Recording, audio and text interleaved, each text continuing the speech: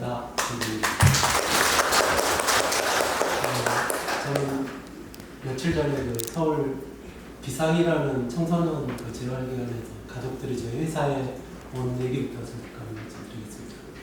그분들이 우리 그 정신장애인 사업장인데 16명이 정신장애인 모두가 근무하고 있습니다. 한 5년째 됐는데 와서 가족들이 1000마디가 이렇게 합니다. 아, 여기 근무하시는 분들 왜 이렇게 얼굴이 평온해요? 센터장님은 뭐라고 하냐면 사례관리는 어떻게 합니까? 그래요. 저희 사례관리 하는 사람 없습니다. 스스로 다 합니다. 5년 동안 한 명 입원했다 다시 회사 왔어요. 계속 근무할 수 있는 데는 쉼터를 이용했습니다. 그러고 계속 근무를 하고 있어요. 저는 비영리단체 한 10년 하면서 우리 아들이 왜 자꾸 재발하면 재활기관 가서 하고 또 취업하려고 하는데 안 되고 이렇게 할까? 그래서 사업장을 세웠습니다. 장애라는 것은 충분히 치료를 했음에도 돌아갈 수 없는 거기 때문에 그걸 안고 살아야 되니까 저는 일부터 시켰어요. 어느 순간 재활기관을 들여다봤어요. 우리나라 최고 재활기관은요, 회복 모든 직업을 한다고 합니다. 직업 사업 매출은 얼마일까요? 우리나라 누가 물어봐도 그 재활기관은 탑인데요. 1년에 약 12억, 13억을 한다고 가정을 했을 때 사업 매출은 1억도 안 됩니다. 후원금은 얼마 들어올까요? 2억에 3억 들어옵니다.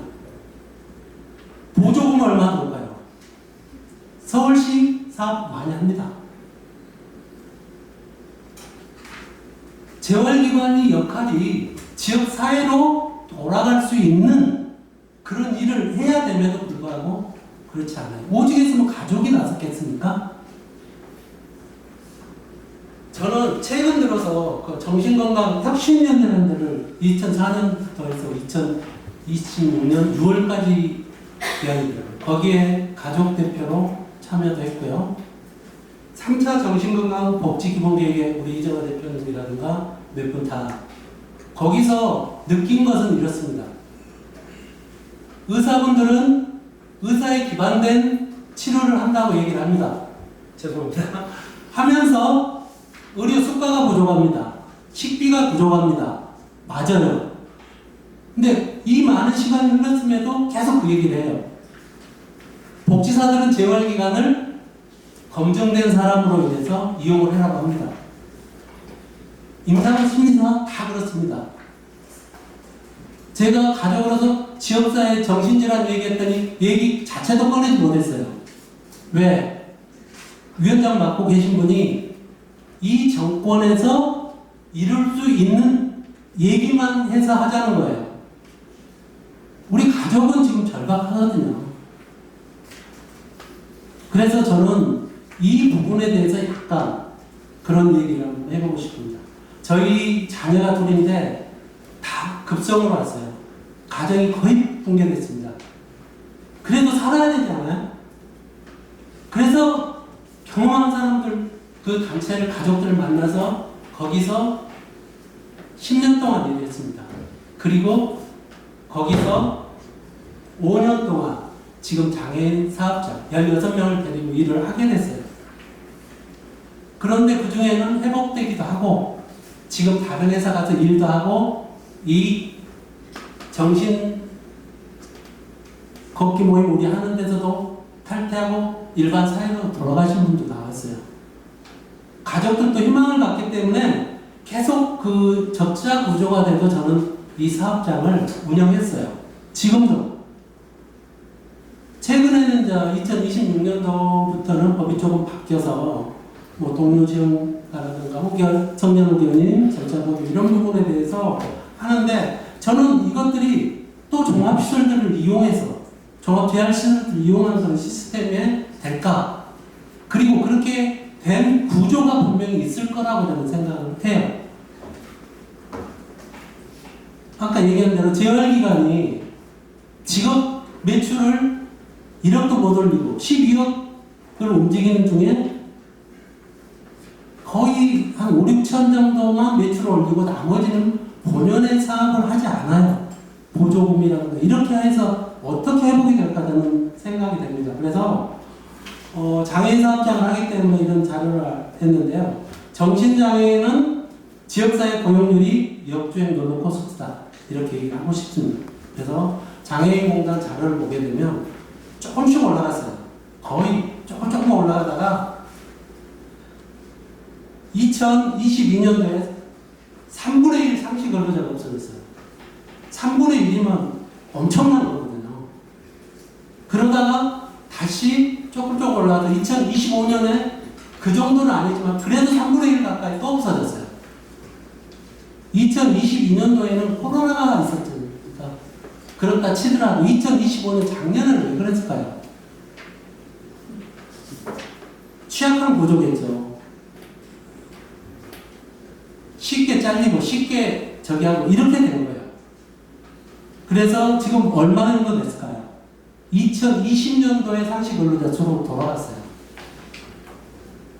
장애인공단에 나온 데이터입니다. 아마 고용개발원 박사님이 한번 나오신다고 여기 오셨는데 제가 그냥 하는 소리는 아닙니다.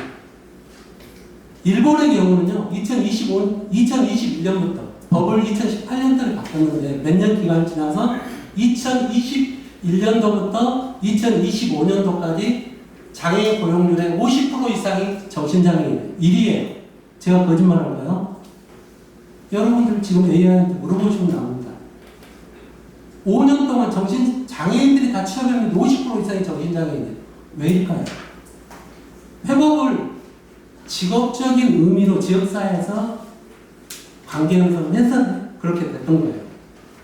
한국 정신장애인들은 거의 노동권이 없다고 저는 보는 거죠. 우리나라 법은 어떨까요?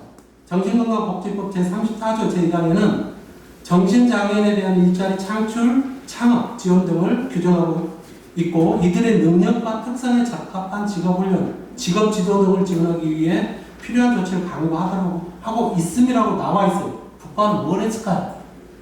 묻고 싶어요.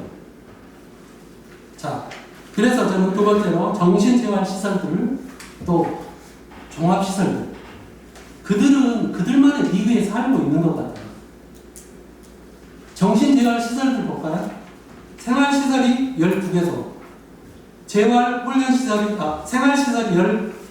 19개소, 재활훈련시설이 308개소, 중독재활시설이 4개소, 생산품 판매시설 1개소, 종합시설이 19개소입니다.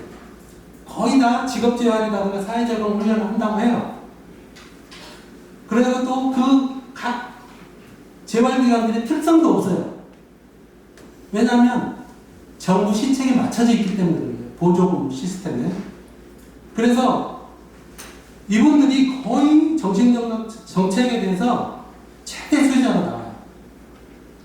정신재활 종합시설들이 재활시설 2개 이상을 운영하는 시설을 얘기하는데요. 이 시설들이 국가, 지자체 사업의 모든 정신건강 정책 사업을 싹쓸이하는 공룡이 됐어요, 지금. 거의. 그래서 그 수익 사업장을 등록해서 저는 따라서 이 정신직업재활시설이 최소한의 직업시설이라면 정신장애 일자리 창출, 몇 명 고용을 했냐, 그런 기준으로 봐야 됩니다. 정신장애 고용률이 롤러코스터 탈 때 그들도 3분의 1 정도 힘들었을까요? 이정도 대표님 그랬을 것 같아요? 세 번째로 동료준 쉼터 운영 형태에 대해서 가족의 입장을 한번 대변해 보겠습니다. 중증 정신장애 가족들이 우리 아까 저희 회사 같은 경우는 16명이 업다운이 될 수밖에 없잖아요. 쉼터에 갑니다. 지금은요, 업다운이 되면 본인들이 사장님 내일은 쉼터로 갈까요? 합니다. 얘기했지 않습니까? 5년 가까이 딱 한 명이 입원하고 다시 취업했어요. 현장에 나가면 복지사급의 직업 근로지원이 있습니다. 옛날하고 다르죠. 옆에서 일하면서 그 자리에서 물어봅니다. 그분들이 복지사 자격이 있는 분들이에요. 지금 규정이 그렇게 강화되어 있기 때문에 충분히 일을 할 수 있는데도 계속 재활시설 이렇게 쳇바퀴 돌듯이 하는 것은 그건 안 된다고 저는 생각을 해요. 그래서 거의 종합 재활시설들이 그 자기네들의 어떤 정부 국가 정책들도 지역자치제나 정부도 이분들하고 포커스를 맞춘 거예요. 사업하기 좋게, 말썽 안 나게, 뒤탈 없게. 정신장애인들이 왜 뒤탈을 했겠어요? 말도 하고, 뭐 싸움도 하고 다 하겠죠. 그런데 그렇게 편하게 그들하고 합니다. 그 목소리를 대변하는 일부 당사자도 저는 문제라고 생각을 합니다. 그래서 저는 그분들을 재활시설에 대한 태스크포스 팀처럼 움직이는 사람이라고 무늬만 당사자라고 하고 싶습니다. 제발 이 부분만은 고쳐져야 된다고 생각하고요. 저는 그분들한테 이렇게 얘기하고 싶습니다. 대표성을 인정받으려면 지금이라도 증상으로 반복된 고립과 은둔으로 재활의 어려움을 겪고 있는 현장으로 돌아가서 올해도 묵묵히 그들과 함께 길을 가는 게 대표적으로 인정받는 길이라고 생각합니다. 그래서 결론은 국가와 지방자치단체는 지금이라도 정신장애인 회복 방향을 다람쥐 쳇바퀴 도는 의료기반, 사례관리와 종합재활시설 이용 회복 중심에서 벗어나 지역사회 기업들과 재활기관들이 연대하여 직업적 사회관계 형성의 일자리 창출 회복 모델로 전환을 해야 된다고 생각을 합니다. 그러려면 중증 정신장애인 현장에 몸소 힘듦을 겪고 있는 당사자에게 길을 물어야 되죠. 그래야 당사자 주도 정책이며 정신질환, 정신장애인 삶의 회복의 문턱으로 갈 겁니다. 다는 아니더라도. 그리고 올바른 정신건강 정책이 저는 지속될 거라고 생각합니다. 이상입니다.